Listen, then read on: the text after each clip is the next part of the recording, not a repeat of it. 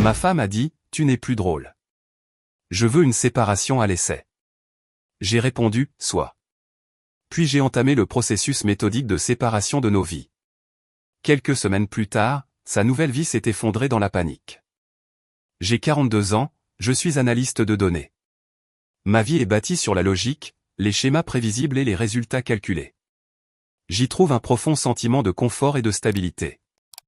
Ma femme, Kelly, 38 ans, prétendait en faire de même. Pendant 15 ans, elle m'a appelé son rock. C'était mon rôle. Je subvenais à nos besoins, je la soutenais, je maintenais le rythme constant et prévisible de notre vie pour qu'elle puisse poursuivre une série de passions en perpétuel changement. D'abord une entreprise de poterie qui perdait de l'argent à flot, puis elle est devenue professeure de yoga à temps partiel. Je payais le crédit immobilier, je gérais les investissements, je m'occupais de l'assurance maladie. Je voyais cela comme un partenariat. Mon rôle était de construire le navire, le sien d'être la voile. Jeudi dernier, la voile a décidé que le navire était une prison. Elle m'a fait asseoir dans notre salon, celui qu'elle avait fait redécorer par un professionnel dans des tons neutres et apaisants l'automne dernier. Elle évitait mon regard, se concentrant plutôt sur un vase décoratif qui coûtait plus cher que ma première voiture. Peter, commença-t-elle, sa voix adoptant une cadence douce et thérapeutique qui annonçait toujours l'arrivée d'un missile émotionnel. J'ai besoin d'espace. J'ai l'impression de me perdre, tu sais. Je n'ai pas répondu. J'ai attendu. Le préambule est pour le confort de celui qui parle, pas de celui qui écoute. Tu es un homme bien, continua-t-elle, une tape verbale sur la tête. Un merveilleux pourvoyeur. Mais tu n'es plus drôle. Nous ne sommes plus drôles. Tout est si planifié, si sûr. J'ai besoin de me sentir vivante à nouveau. J'ai besoin de trouver mon propre chemin. Je fixais la coûteuse poutre en bois non structurelle qu'elle avait insisté pour que nous installions au-dessus du centre multimédia. Elle m'avait coûté l'intégralité de mon bonus annuel. Un monument à l'esthétique au détriment de la fonctionnalité. À cet instant, en la regardant parler de s'amuser au cœur même de la sécurité que j'avais passé ma vie d'adulte à construire, quelque chose ne s'est pas brisé en moi. Il s'est calcifié. Tous les petits points de données dissonants, les textos secrets et rigolards à toute heure, les nouveaux vêtements de sport coûteux de marque dont je n'avais jamais entendu parler, la soudaine et intense vénération pour un gourou spirituel nommé Zachary, qui se trouvait être aussi son nouveau partenaire de tennis, tout cela est passé d'un nuage de points aléatoires à une régression parfaitement linéaire. La conclusion était évidente et dévastatrice. Je l'ai regardé, vraiment regardé, comme pour la première fois depuis des années. Son legging à $200, la manucure fraîche sur la main qui n'avait pas porté d'alliance depuis 2 semaines parce que cela interférait avec son flux d'énergie.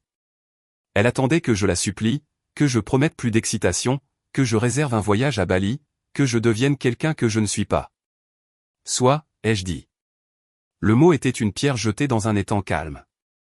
Ce n'était pas la réaction prévue par son scénario. Son front se plissa. Soit. Juste, comme ça? Tu ne vas même pas te battre pour nous? Tu viens de me dire que tu voulais une séparation à l'essai, ai-je répondu, ma voix d'un calme glacial. J'accepte tes conditions. C'est ce que tu veux. Tu devrais être contente. Eh bien, oui, mais... Elle était déconcertée, comme un acteur dont le partenaire de scène a sauté directement au monologue final. D'accord. Bon. Je vais faire mes valises. Elle est montée. Je ne l'ai pas suivie. J'ai écouté le bruit des tiroirs qui s'ouvraient et se fermaient, les bruits de ma vie en train d'être démantelés.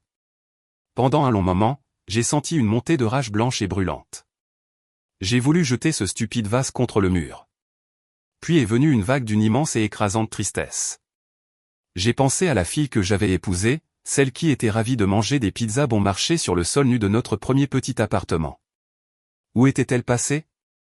Je me suis laissé ressentir tout cela pendant environ 1 heure. La colère, le chagrin. Je les ai laissés me submerger, puis je les ai laissés passer. Ce qui restait était une clarté froide et dure. Ce n'était pas un essai, c'était une embuscade. Et je n'en serais pas la victime. J'ai sorti mon téléphone. Mon esprit travaillait déjà. Une séparation est un événement juridique. Elle a des règles. Elle a des conséquences. Elle voulait une nouvelle vie. Je n'allais que faciliter son authentique commencement. Mon premier appel n'a pas été pour une banque. C'était pour une avocate en droit de la famille très réputée, Victoria. Je suis tombé sur sa messagerie vocale, j'ai laissé un message concis et j'ai reçu un email une demi-heure plus tard pour fixer une consultation le lendemain matin. Le jour suivant, après une nuit blanche, j'étais assis dans le bureau de Victoria. J'ai expliqué la situation. Elle a écouté attentivement, le visage impassible. Quand j'ai fini, elle m'a donné des conseils clairs et méthodiques. Pas pour la vengeance, mais pour la protection. Le moment de la séparation est un marqueur juridique essentiel, Peter, a-t-elle dit. Vos actions à partir de maintenant doivent être transparentes et défendables. Guidé par ces conseils, j'ai passé le reste de ce vendredi à prendre des mesures prudentes et délibérées. Séparation financière, comme conseillé, j'ai ouvert un nouveau compte chèque personnel. Je n'ai pas vidé le compte qu'elle utilisait, car cela aurait pu être considéré comme de la violence financière. Au lieu de cela, j'ai laissé une marge de sécurité confortable 4 000 $ sur l'ancien compte pour servir de tampon de transition. J'ai ensuite transféré le reste des fonds, mes économies provenant de mon salaire, sur mon nouveau compte sécurisé. J'ai mis à jour mon virement automatique auprès des RH pour que tous mes futurs salaires soient versés sur ce nouveau compte. J'ai documenté l'heure et la date exacte du transfert, en notant qu'il était post-séparation. Dissociation des crédits, je suis le titulaire principal de notre carte de crédit principale. Kelly était une utilisatrice secondaire. J'ai appelé la compagnie, je les ai informés de notre séparation légale et j'ai fait désactiver sa carte immédiatement. J'ai assumé la responsabilité de la totalité du solde impayé, près de 8 000 $. C'était une amputation légale et nette. La bombe à retardement des avantages sociaux, je me suis connecté au portail RH de mon employeur. J'ai mis à jour mon statut matrimonial à « légalement séparé ». Cela a déclenché événement de vie admissible. Le système a confirmé le changement et m'a informé que les avantages sociaux pour Kelly prendraient fin le dernier jour du mois en cours. Nous étions le 15 juin. Il lui restait 15 jours de couverture. Une notification concernant la couverture de continuation Cobra, loi américaine sur la continuation de la couverture santé, a précisé le système, serait envoyée à notre adresse postale dans les 10 jours ouvrables. C'était l'étape la plus critique. Son ordonnance de Maxalt pour ses migraines chroniques coûte plus de 600 $ par mois de sa poche. Kelly est passée samedi pour prendre d'autres affaires. Elle était légère, agissant comme si tout cela était une grande aventure. J'espère que tu ne te sens pas trop seul à tourner en rond dans cette grande maison vide, a-t-elle dit avec un sourire apitoyé. Je gère, ai-je dit. Au fait, j'ai entamé la procédure officielle. Je voulais juste que tu le saches. Procédure ? Quelle procédure ? Demanda-t-elle, distraite, en regardant son téléphone. La séparation, ai-je dit. Les trucs légaux, les avocats. Tu voudras probablement en parler à un. Elle s'est contentée de rire. Oh, Peter, si dramatique. C'est un essai. On en reparlera dans quelques semaines. Elle n'avait aucune idée. Elle pensait que le roc allait juste rester là, à attendre patiemment pendant qu'elle partait explorer. Elle avait tort. Kelly, c'est trop bizarre. Ma carte vient d'être refusée chez Lulumon. La fille au comptoir a été super désagréable. Tu peux les appeler ? Je crois que leur système est en panne. Moi, il n'y a pas d'erreur système. J'ai annulé ta carte secondaire la semaine dernière. Nous sommes séparés, Kelly. Nos finances le sont aussi maintenant. Kelly, tu as fait QOI Peter. J'avais besoin de cette tenue. Comment as-tu pu faire ça sans me parler ? Moi, je t'ai parlé. Je t'ai dit que j'entamais la procédure légale. Ça en fait partie. Tu peux utiliser la carte de débit pour l'instant. Les 3 petits points de sa bulle de message sont apparus et ont disparu pendant un long moment. Elle vérifiait probablement le solde de l'ancien compte. Le tampon de 4 000 $ semble l'avoir empêché de paniquer immédiatement, mais le message était clair, le fleuve infini d'argent avait été endigué. L'événement principal, le véritable séisme, s'est produit ce matin. On a sonné à ma porte à 9 h samedi. C'était Kelly, et elle avait emmené sa mère, Joyce, en renfort. Joyce est une femme qui croit que les caprices de Kelly sont des proclamations divines et que mon but sur Terre est de les financer. Peter, j'exige que vous m'expliquiez ça, ordonna Joyce en entrant d'un pas martial dans mon hall. Kelly se tenait derrière elle, les bras croisés, rayonnant d'une fureur moralisatrice. Vous avez annulé sa carte de crédit. Essayez-vous de l'humilier? J'établis des limites financières, ce qui est la procédure standard dans une séparation légale, ai-je dit calmement. Kelly a finalement explosé. Procédure standard? Ce n'est pas une fusion d'entreprise, c'est ma vie. Tu essaies de me contrôler, de me punir pour avoir voulu plus que ça, que cette vie ennuyeuse et prévisible. Je ne te punis pas, dis-je, la voix plate. Je te donne exactement ce que tu as demandé. Tu voulais une vie différente.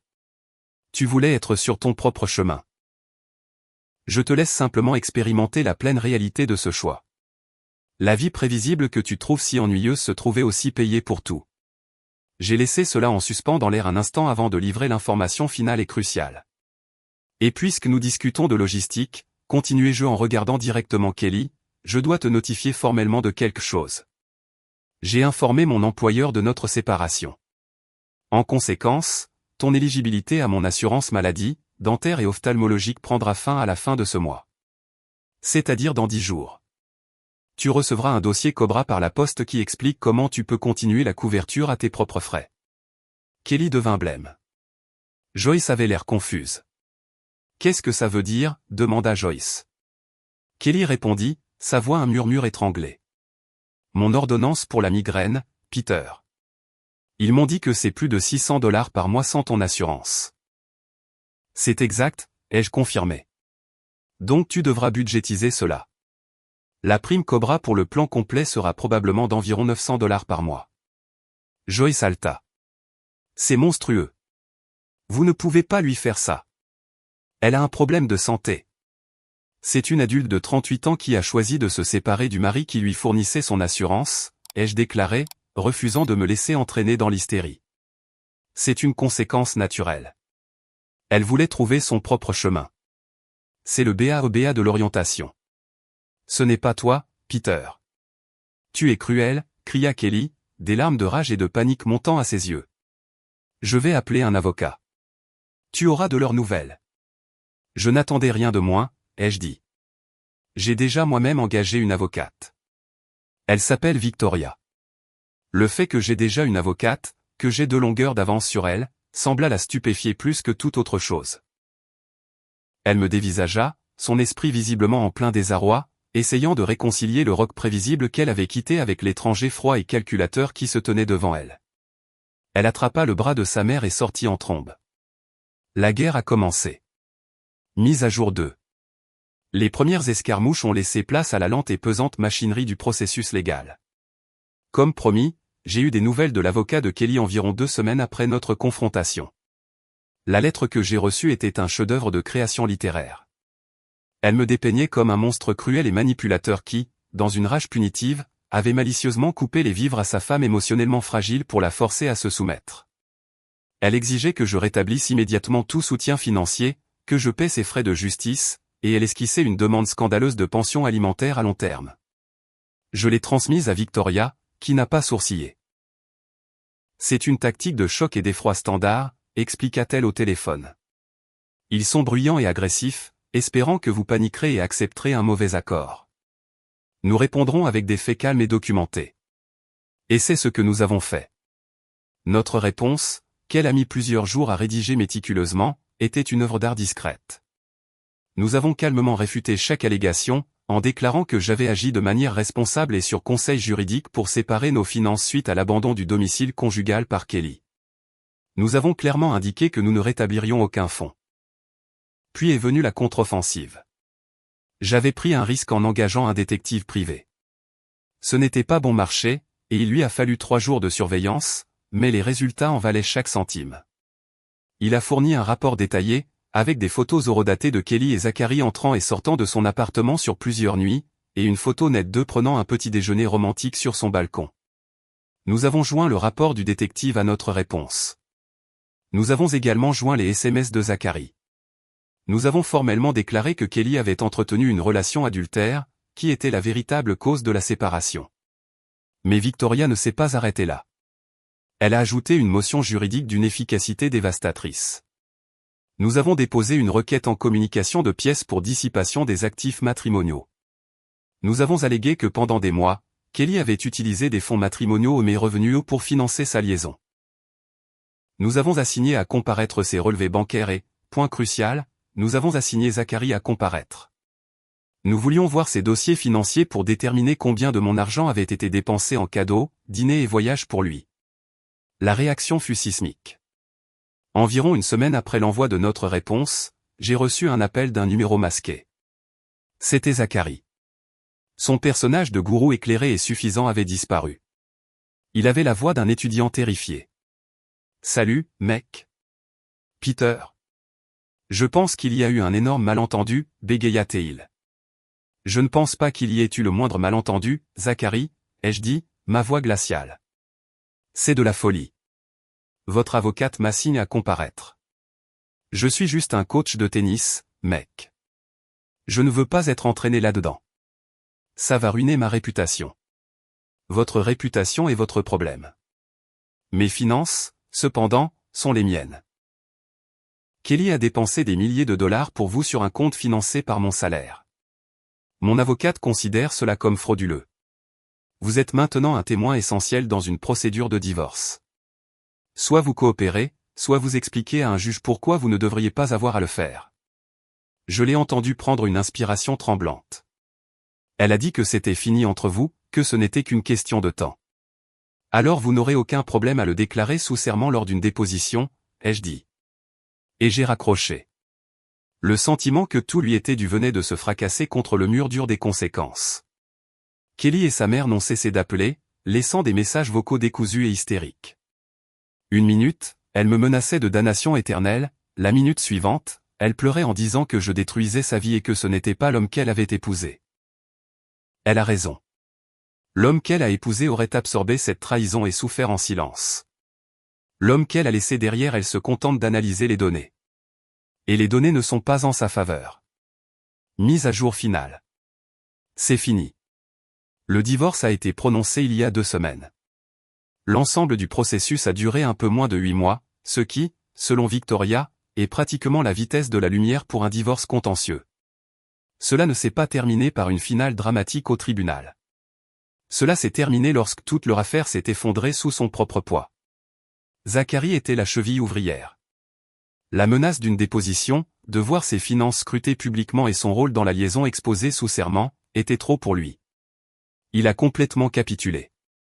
Son avocat a contacté Victoria et a offert une déclaration sous serment complète et signée en échange de l'abandon des poursuites contre lui. Il a détaillé toute la liaison, confirmant qu'elle avait commencé bien avant la séparation. Il voulait s'en sortir, et il était prêt à sacrifier complètement Kelly pour y parvenir. Avec son infidélité prouvée et ses prétentions financières exposées comme une imposture, le levier de Kelly a disparu. Son avocate, un vrai pitbull, voyant une affaire perdante et coûteuse, l'a agressivement poussé à accepter un accord. Voici les conséquences finales. La maison, nous l'avons vendue en tant que principal actif matrimonial. La plus-value a été partagée à 50-50e, conformément à la loi de l'État. Ma part a suffi à obtenir un acompte pour un appartement en copropriété confortable, bien que plus petit. Sa part était un paiement unique substantiel, le dernier qu'elle recevra jamais de moi. Pension alimentaire, c'était son dernier combat, et il a échoué en raison des preuves claires d'infidélité et de sa dissipation de nos actifs. Le juge ne lui a accordé que 2 ans d'une pension alimentaire de réadaptation minimale. C'est à peine assez pour couvrir le loyer d'un appartement de base et c'est explicitement destiné à la soutenir pendant qu'elle trouve un emploi à temps plein. Les caisses sont officiellement vides. Les actifs, notre plainte pour dissipation a été couronnée de succès. Sur la base des relevés bancaires, nous avons prouvé qu'elle avait dépensé plus de 15 000 $ pour sa liaison. Ce montant a été déduit directement de sa moitié de la plus-value de la maison et m'a été attribué. Au final, elle m'a remboursé pour avoir financé sa propre trahison. Les vies qu'ils ont choisies se sont maintenant pleinement matérialisées. Kelly loue un petit appartement. Elle travaille comme directrice de bureau à temps plein pour une entreprise d'aménagement paysager. Ses réseaux sociaux sont maintenant principalement remplis de citations inspirantes génériques. Zachary, j'ai entendu dire, a rompu avec elle dès que ses ennuis judiciaires ont commencé et a eu du mal à conserver ses clients dans son club. Les réputations sont en effet fragiles. Joyce a maintenant une fille financièrement et émotionnellement dépendante, qui est profondément malheureuse de sa nouvelle vie non glamour. Quant à moi, je guéris. C'est un processus actif. Les premiers mois ont été un sinistre exercice de stratégie juridique, mais une fois la poussière retombée, j'ai dû affronter le vide de 15 ans dans ma vie. J'ai trouvé un bon thérapeute pour m'aider à traiter l'ampleur de la tromperie. Il ne s'agit plus de colère. Il s'agit de comprendre comment je me suis laissé devenir si complaisant, comment j'ai ignoré tant de signaux d'alarme. Mon nouvel appartement est mon sanctuaire. Il est calme, rempli de mes livres, de mon vieux fauteuil confortable et d'une machine à café allemande ridiculement complexe que Kelly aurait qualifiée d'hideuse. Elle fait une tasse de café parfaite chaque matin. Ce plaisir simple et prévisible me semble plus amusant que tout ce que j'ai connu depuis des années. J'ai commencé à faire de la randonnée le week-end, quelque chose que Kelly a toujours détesté. L'autre jour, debout sur une crête surplombant la vallée, j'ai ressenti un sentiment de paix si profond qu'il m'a presque mis les larmes aux yeux. Ce n'était pas le frisson qu'elle recherchait. C'était quelque chose de plus profond. C'était la liberté. Le roc n'est plus l'ancre du navire de quelqu'un d'autre. C'est une montagne qui se dresse seule.